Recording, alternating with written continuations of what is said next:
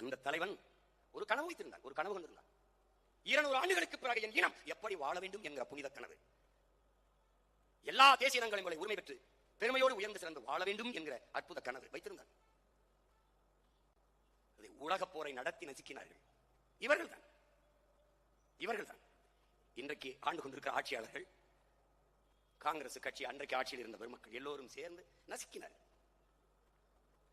ஒரு இனத்தை மட்டும் கொள்ளவில்லை, ஒரு பேரினத்தின் விடுதலை என்கிற புனித கனவையும் கொண்டு விட்டதை என் உடன் பிறந்தார்களே, அதுதான் பெருந்துயரம். பெருந்துயரம். உங்கள் மனச்சான்று சுட்டு சொல்லுங்கள். நாம் மட்டும் இல்லை என்றால் இந்த சாவை பற்றி பேச ஒரு நாவு இருந்திருக்குமா இந்த நிலத்தில் என்று நீங்கள் யோசிச்சு பாருங்கள். இப்போது தெரிகிறதா? உனக்கு தெரிகிறதா எனக்காக நாம் தமிழர் கட்சி என்பது இப்போது உனக்கு புரிகிறதா? நாமும் இல்லை என்றால் நாதியற்று போகுமடா இந்த இனம், நாதியற்று போகும்.